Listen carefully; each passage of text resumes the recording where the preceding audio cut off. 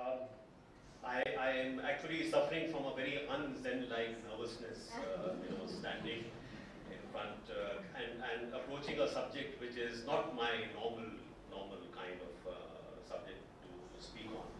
But this is a subject which has, occupied me for quite some time, at least going back to my time in China and then time in Japan, and something which has stayed with me all these years. And I thought that it might be something that perhaps might evoke some interest among my friends present here. So I'm very happy to see many familiar faces here this evening, and thank you very much for accepting my invitation to come to what I'm sure you must have thought, what is this all about? I think a lot of curiosity rather than perhaps any other emotion, but I'm happy to see that you gave in to that curiosity and are present here. So this subject is about Zen, but in fact the origins of Zen are in something which is very Indian, something which is very much part of Indian culture, ancient Indian thought, which is Dhyan. So what I'm going to talk about, the spiritual journey that I wish to talk about this evening, is in fact a story of what I would think several journeys, spanning a very vast historical matter. It is a story of an ancient Indian sage by the name of Bodhi, who traveled across the seas from his native Kanchipura in the south of India in sometime around the 6th century, and went all the way to China, preaching the word of course Lord Buddha, like many other well-known Indian masters. It is also the journey, as I said, of an idea, and that idea is Dhyan, or contemplation, which points to another kind of journey, a journey which is to the deeper recesses of your own being. And interestingly, Dhyan, the word Dhyan itself, has this sense of travel. Its roots in Sanskrit are dhi, which means mind, and yana, which means move. So in a sense, the word itself represents a journey of the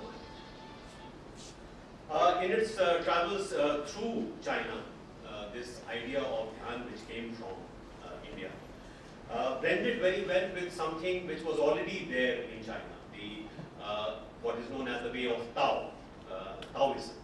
And as you know, this is associated with the very famous Chinese philosophers Lao Tzu and Zhuangzi. And these two, like Dhyan or like Zen, taught the value of contemplation, the virtue of silence or stillness, becoming aware of the essence and nature. So that's the essence of Taoism, and as you will see, it is very closely related to Zen. What emerged out of this blend of Dhyan and Taoism is something which is Indian, but it has a certain Chinese sensibility.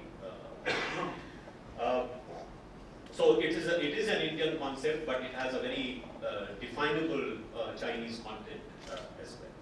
And when Chan crossed the seas into Japan, it became something which was enriched by yet another layer of refinement and spiritual content.